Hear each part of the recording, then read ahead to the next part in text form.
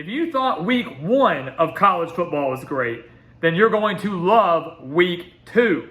Week 2 of this college football season brings us one of the best lineups of games we will see all year long. And today, guys, we're here to break down our 5 biggest games of the week. Games that could fly under the radar heading into this week. Of course, breaking down each game and sharing our predictions for both. And again, remember, the 2 ranked versus ranked matchups, Alabama, Texas, Tulane, Ole Miss, those will be individual prediction videos coming out on Thursday and Friday. But these are the games that you need to keep your eye on outside of those 2 that will shape not just a fantastic weekend of college football, but will have a major impact on the rest of the season.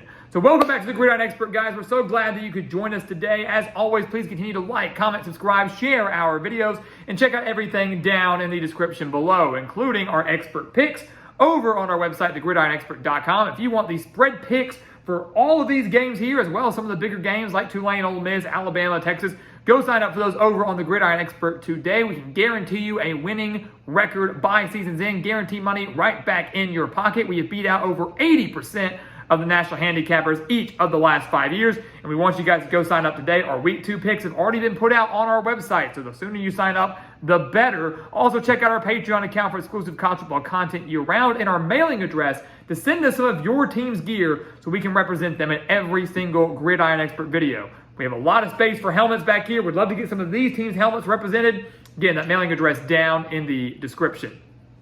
So let's go ahead and dive into this, guys. 5 under-the-radar games. We know there are 2 big ones. We're breaking those down later. But we'll start up here with number 10, Notre Dame at NC State. Could this be a trap game for the Fighting Irish? They breezed past Navy. They breezed past Tennessee State. This is the first true test for Marcus Freeman, Sam Hartman, and Notre Dame.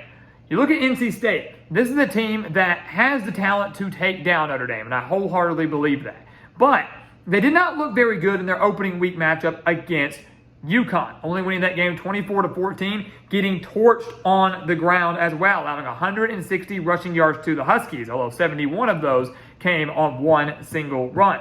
But you look at the matchup here. Sam Hartman in familiar territory. He played against NC State all the time during his time at Wake Forest. Even last year, despite losing with the Demon Deacons, threw for nearly 400 yards and 4 touchdowns during his time at Wake Forest against NC State. This year, Hartman is a legitimate Heisman Trophy candidate. He is 33 of 40, 445 yards, 6 touchdowns, 0 interceptions, leading an offense that's averaging nearly 295 passing yards per game and over 200 rushing yards per game. The Fighting Irish balanced, efficient, and can score really at will. NC State, of course, has the Virginia transfer quarterback in Brennan Armstrong, threw for 155 yards against UConn, rushed for 96 yards and 2 touchdowns, and that's going to be the key for both these teams here. Notre Dame, their key is to contain Brennan Armstrong. Don't allow him to escape the pocket. Allow him, or at least force him, to win the game through the air. If you allow him to escape and utilize his legs, utilize that dual threat ability, could be a tough day for the Fighting Irish. That's going to be the key for them. NC State shut down the run. We know Sam Hartman's going to go out there. He's going to wheel. He's going to deal. He's going to be phenomenal. But you got to find a way to make that the only thing Notre Dame can do. If you allow Audric Estime and you allow this Notre Dame rushing offense to get going, allow Notre Dame to be balanced like they have in their first 2 games, it'll be a long day for the Wolfpack. Unfortunately for them, that's what I believe happens. I don't believe Notre Dame's offense gets slowed down. I do believe Notre Dame's defense, one of the best in the country, steps up big. They shut down Brennan Armstrong. Notre Dame wins this game by double digits as the Fighting Irish own the edge everywhere in this game with the exception of home field advantage. Coming over here, Nebraska at number 22, Colorado. Do you believe in Deion Sanders and the Buffaloes? We are. And I'll be the first to admit, I didn't believe in them heading into TCU. I did not believe in them in the preseason, but after watching them take down TCU, the national runner-up, and arguably the game of week 1, I am buying into the hype. And I believe they're going to take down the Cornhuskers in a thriller. You look at this game, guys. Colorado last week was phenomenal. 565 yards of offense against TCU, including 510 passing yards and 4 passing touchdowns from Shedeur Sanders, of course, the quarterback, son of Deion Sanders. So it's going to be very interesting to see this Colorado offense that was just electric do 2 things. Number 1, can they find any sort of rushing attack? They really were not getting any success on the ground against TCU, but more specifically, can they find that success again against Nebraska defense that was pretty stingy against Minnesota in week 1, allowing just 196 passing yards and only 55 rushing yards to the Golden Gophers? This looks like another game where, once again, Colorado's going to have to win the game solely through the air. Thing is, they can do it. Sanders is unbelievable. Colorado has unbelievable speed, including the star wide receiver Travis Hunter, who's playing both ways for the Buffaloes. Colorado also has to make sure their defense steps up. They allowed over 500 yards of offense against TCU. Nebraska will find a way to exploit that. They rushed for over 181 yards against Minnesota, one of the better defenses in the country last year, will be once again this year. But a lot of those rushing yards, over half of them, coming from quarterback Jeff Sims. If Colorado and Deion Sanders come up with a game plan to contain Sims and force him to win the game through the air, he won't be able to do it. Nebraska kind of in a similar situation as NC State here, where their quarterback has the dangerous dual threat capability, but we don't have faith in them winning the game solely through the air. And that was evident last week when Jeff Sims threw 3 costly interceptions against Minnesota, ultimately costing them the game. The last one coming in the final minutes, Minnesota kicking the game-winning field goal. If Colorado can contain Jeff Sims, not allow him to escape the pocket, not allow him to rack up over 80, 90 rushing yards on the ground like he did last week, Colorado wins this game. Boulder will be rocking the first home game for Deion Sanders, a team that is now nationally ranked. First game under Deion Sanders, as we mentioned, at home. This will be one of the best atmospheres in the country in week 2. It's one of the hottest tickets in the country in week 2. And I believe Colorado, with home field advantage on their side and the edge on offense, gets past Nebraska. They start 2-0, and Matt Rule's Cornhuskers, surprisingly, start 0-2. Number 23, Texas A&M at Miami. Maybe the most underrated game of the week. I feel like we're kind of forgetting about this game. Comes in at 2:30. Same time slot as Ole Miss and Tulane. Remember that prediction video coming out on Friday. But people are forgetting about how big of a game this is for both the Aggies and the Hurricanes. Two teams both coming off disappointing 5-7 seasons. And this game, to me, really setting the tone for both teams. The winner, going to be riding a high, sets the tone for a great, successful season. The loser, taking an early loss they didn't want to have before they start to enter conference play. Not going to be ideal in terms of both teams having very high hopes. A&M, they looked good last week. New offensive coordinator Bobby Petrino, he showed up, he showed out. The Aggies dropped 52 points on New Mexico with 411 yards of offense, including 236 yards and 5 touchdowns from quarterback Connor Whiteman, who looked phenomenal. We knew he was going to be good. We knew Petrino was going to get the most out of them, and he did against New Mexico. Miami, on the other hand, they looked good too. Beat Miami, Ohio 38-3 with 493 yards of offense, 250 on the ground, 243 through the air, just about as balanced as you can get for the Hurricanes. Tyler Van Dyke, 201 yards, a touchdown, and an interception. Right now, quarterback-wise, I'm giving the edge to Texas A&M. I like Connor Whiteman a little bit more over Tyler Van Dyke. Rushing-wise, give the edge to Miami. But the major concern I have with Miami right now, if you look at last year, A&M winning the game 17-9, same storyline. Miami against Miami, Ohio, was held to 3 field goals. They were unable to score deep in Red Hawks territory. They were held to a field goal at the Miami, Ohio 16-yard line, 14-yard line, and 25-yard line, although the last one coming right at the end of the half. But deep inside the 20, Miami unable to punch the ball into the end zone. That was the same story last year. When Miami got close, they were knocking on the door, and Texas A&M's defense stiffened up, shut them down, won that game 17-9. Texas A&M's defense is very, very strong this year, arguably better than they were last year. I think we see a bit of a case of deja vu here, where Miami gets really, really close, is unable to connect. A&M gets 1 or 2 touchdowns, while Miami gets 1 or 2 field goals. That's the difference maker here. I'm going to go with the Aggies to get a road win over Miami. The Hurricanes not holding the biggest home field advantage in the world. Bobby Petrino's offense comes up, they show up, they show out, the defense holds strong. A&M gets a massive victory over Miami. And again, the most underrated game of week 2.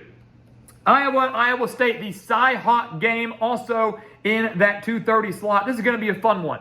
Great rivalry game. Iowa was ranked last week, fell out of the rankings, not because they lost, just because other teams won. Duke won, Colorado won. I'll end up bumping Iowa out of that top 25. But a win here should get them back in it. This is an intriguing game, right? Iowa had won 6 straight over Iowa State prior to last year. Cyclones went into Kinnick Stadium, pulled off the win 10-7. Now the Hawkeyes are out for revenge, big time.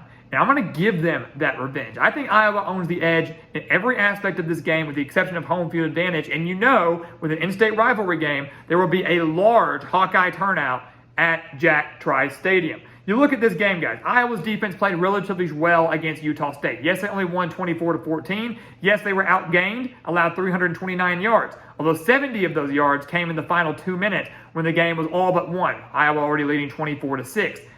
I believe the defense stacks up in a big way now, especially against an Iowa State team that's dealing with a lot of young pieces after the suspensions due to the gambling scandal at both Iowa and Iowa State. But you look at Rocco Becht. Looked solid for Iowa State last week against Northern Iowa, 113 yards and 2 touchdowns, but the offense as a whole really didn't move the ball all that well, really didn't look all that impressive to me, and now is going to be facing an even better defense for Iowa than they had last year. Iowa, to me, again, owns the edge at the quarterback position with Cade McNamara. They own the edge on offense as a whole. They own the edge on defense as a whole. They'll be able to overcome the road environment. Won't be too much of one, I don't believe. Iowa wins a close, low-scoring game over the Cyclones in one of the more underrated rivalries in all of college football. And finally, number 13, Oregon at Texas Tech. It's a shame this is not a top 25 matchup. It's a shame this is not number 13 Oregon versus number 20 Texas Tech. Texas Tech just had to go off and lose to Wyoming.